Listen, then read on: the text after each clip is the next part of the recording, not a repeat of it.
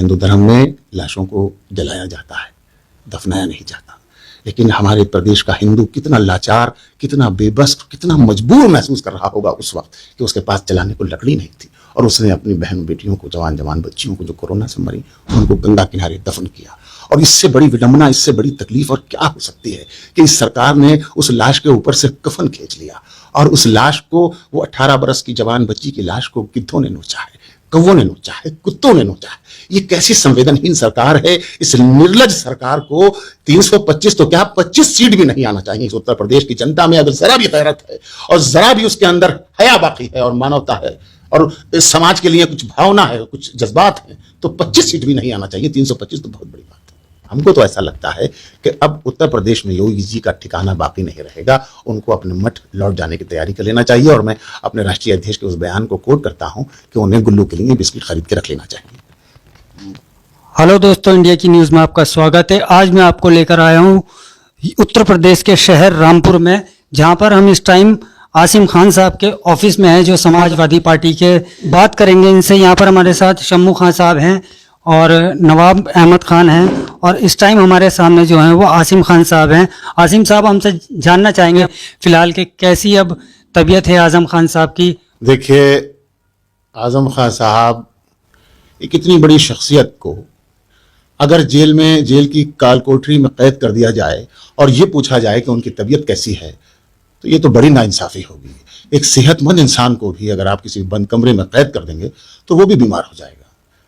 तो मैं नहीं समझ सकता कि उनकी सेहत अच्छी है, क्योंकि जब तक वो कैद में है मुसलसल खतरे में है। और उत्तर प्रदेश की हुकूमत, चूंकि उत्तर प्रदेश के सांप्रदायिक सोच रखने वाले लोगों को ये पैगाम देने की कोशिश कर रही है कि हमने अपनी हुकूमत में मुस्लिम लीडरान को कैद कर दिया है, क्योंकि ये कैद रहेंगे तो तुम सुरक्षित रहोगे।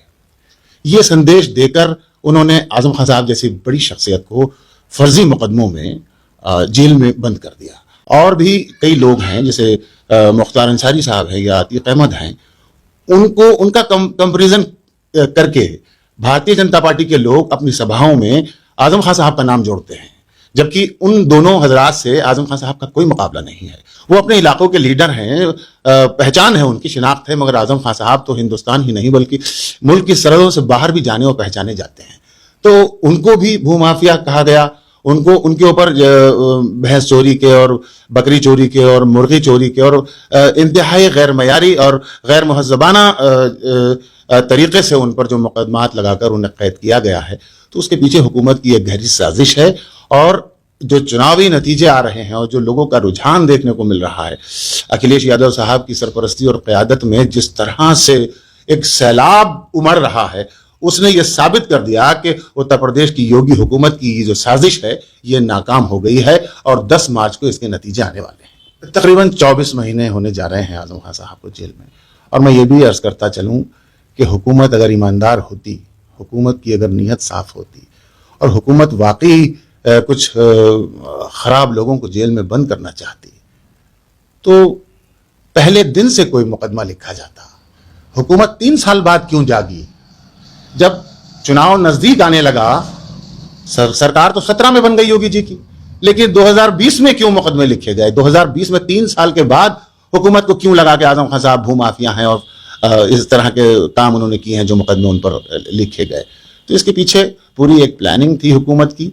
और अमित शाह जो हमारे गृह मंत्री हैं, उनका ये कहना मुरादाबाद के जलसे में कि बताओ आजम खान साहब जेल से छूटना चाहिए कि नहीं छूटना चाहिए, ये इस बात की तरफ इशारा करता है और मोहर लगा देता है कि हुकूमत पूरे तरीके से, भारतीय जनता पार्टी पूरे तरीके से इस साजिश में शामिल है।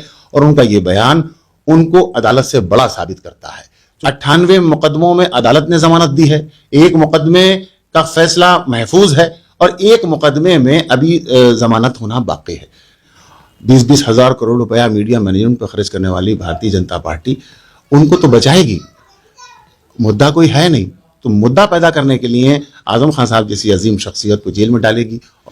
गठबंधन में जो लोग माननीय अखिलेश यादव जी के साथ हैं, वो तो साथ हैं ही, लेकिन हमारा मानना यह है कि गठबंधन के साथ ही जो सीटें उनको मिली हैं वो सब जीत कर आएंगी और अकेले समाजवादी पार्टी ही इतनी सीटें जीत लाएगी कि उसे पूर्ण बहुमत हासिल हो जाएगा। और इसलिए कि जनता परेशान है। एक गरीब आदमी, चाहे वो हिंदू हो, मुसलमान हो, सिख हो, ईसाई हो, दलित हो, पारसी हो, निषाद हो, खटीक हो, पासी हो, किसी भी धर्म, किसी भी जाति का इंसान हो, भूख सबको लगती है, प्यास सबको लगती है, बीमार सब होते हैं, दवा सबको चाहिए। जो सरकार आज 3 महीने से राशन बांट रही है, मैं कहना चाहता हूं आपके चैनल के माध्यम से, वही सरकार कोरोना में गंगा में बहती हुई लाशों और दफनाई गई लाशों को 5 क्विंटल लकड़ी नहीं दे सकी। उस बेशरम, बेहिस और निर्लज सरकार को इस शहर का, इस सूबे का जो गरीब आवाम है, जो जनता है, वो इस बार हटाना चाहती है, बदलना चाहती है। ऑक्सीजन की कमी से, सही वक्त पर इलाज न मिलने से, हॉस्पिटल में बेड न मिलने से इस दुनिया से चले गए। उसमें सभी धर्मों के लोग थे, लेकिन हिंदू धर्म की जो रीत है उसे बदल दिया इस कोरोना ने और इस सरकार की लापरवाही ने, इस सरकार की बेरुखी ने। हिंदू धर्म में लाशों को जलाया जाता है, दफनाया नहीं जाता। लेकिन हमारे प्रदेश का हिंदू कितना लाचार, कितना बेबस, कितना मजबूर महसूस कर रहा होगा उस वक्त कि उसके पास जलाने को लकड़ी नहीं थी और उसने अपनी बहन बेटियों को, जवान बच्चियों को जो कोरोना से मरी, उनको गंगा किनारे दफन किया। और इससे बड़ी विडंबना, इससे बड़ी तकलीफ और क्या हो सकती है कि इस सरकार ने उस लाश के ऊपर से कफन खींच लिया और उस लाश को, वो 18 बरस की जवान बच्ची की लाश को गिद्धों ने नोचा है, कौवों ने नोचा है, कुत्तों ने नोचा है। ये कैसी संवेदनहीन सरकार है। इस निर्लज सरकार को 325 तो क्या 25 सीट भी नहीं आना चाहिए। इस उत्तर प्रदेश की जनता में अगर जरा भी गैरत है और जरा भी उसके अंदर हया बाकी है और मानवता है और इस समाज के लिए कुछ भावना है, कुछ जज्बात है, तो 25 सीट भी नहीं आना चाहिए। 325 तो बहुत बड़ी बात है। देखिए, हम समाजवादी के लोग आला सरफ लोग हैं। जश्न इस बात का मनाया जाना चाहिए कि अब जिन लोगों के साथ 5 साल में नाइंसाफी हुई है, उनके साथ इंसाफ हो। जो किसान आंदोलन में मारे गए, उनको उनके जख्मों पर मरहम रखा जाए, उन्हें 25 लाख रुपए दिए जाएं। जिन गरीबों के घरों में रोटी रोजी का सवाल है, उन घरों की बिजली को माफ किया जाए, उन्हें 300 यूनिट बिजली फ्री दी जाए। और जिन गरीबों के घरों में जो है, जिनके बच्चे ढंग से पढ़ नहीं पाते हैं, जिनको इलाज नहीं मिलता है, उस घर की गरीब और औरतों को, महिलाओं को 1500 रुपये महीना पेंशन दी जाए। अगर सांड किसी को मार दे या उससे वो जख्मी हो जाए तो उसको 5 लाख रुपए दिए जाएं। और जो बच्चे बेरोजगार घूम रहे हैं, तो 11 लाख जो नौकरियां बाकी हैं सरकारी, उन्हें भरकर उन्हें रोजगार दिया जाए। और जो बच्चे बेरोजगार हैं, तो IT सेक्टर में 22 लाख बच्चों को रोजगार देने का काम किया जाए। तो इस तरह के काम अगर हम करेंगे तो यही सबसे बड़े योग्य लोगों की बड़ी तादाद है योग्य लोगों की।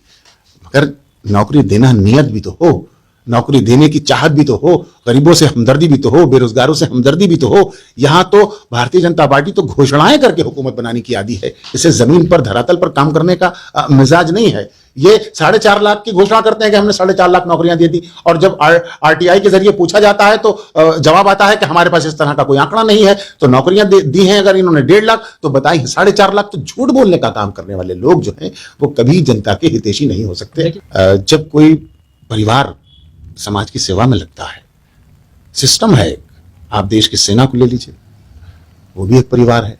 हमारा पुलिस महकमा है, वो भी एक परिवार है।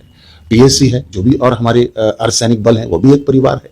सरकारी कर्मचारी अगर एक जिले में काम करते हैं, वो भी एक परिवार है। एक के बाद दूसरा, दूसरे के बाद तीसरा, तीसरे के बाद चौथा, जिम्मेदारियों का हस्तांतरण होता है। तो जब तक सारे लोग मिलकर काम नहीं करेंगे, हम समाज को कैसे बदलेंगे, हम समाज की बेहतरी का काम कैसे कर सकते हैं। तो जिस परिवार में अच्छे लोग हैं, अच्छी सोच रखने वाले लोग हैं, तो वो समाज का बेहतर निर्माण करेंगे। और तकलीफ उन लोगों को ज्यादा होती है जो परिवार विहीन होते हैं।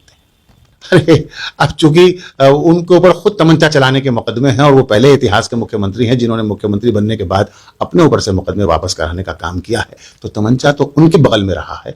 ये तो एक राजनीतिक बयान है कि वो अखिलेश यादव जी को बदनाम करने का काम कर रहे हैं। आप देखिए कि हिजाब जो है वो औरत का गहना है। कोई भी धर्म हो, कोई भी जाति हो, कोई भी मजहब हो, हिजाब औरत का जेवर है। हिंदू समाज में औरतें घूंघट करती हैं, सिख समाज में औरतें घूंघट करती हैं, और मुस्लिम समाज में औरतें हिजाब। जो प्रेम और मोहब्बत और भाईचारा हम देख रहे हैं माननीय अखिलेश यादव जी के साथ, लोगों का जुड़ाव और एक जन सैलाब है जो उनके साथ मुसलसल बढ़ता ही जा रहा है, उनका काफिला बढ़ता ही जा रहा है। और बड़े मजे की बात यह है कि तमाम धर्म और मजाहिब के लोग, हर जात, हर बिरादरी, छोटे बड़े, काले गोरे, सब उनके साथ लगे हुए हैं। हमको तो ऐसा लगता है कि अब उत्तर प्रदेश में योगी जी का ठिकाना बाकी नहीं रहेगा। उनको अपने मठ लौट जाने की तैयारी कर लेना चाहिए। और मैं अपने राष्ट्रीय अध्यक्ष के उस बयान को कोट करता हूं कि उन्हें गुल्लू के लिए बिस्किट खरीद के रख लेना चाहिए।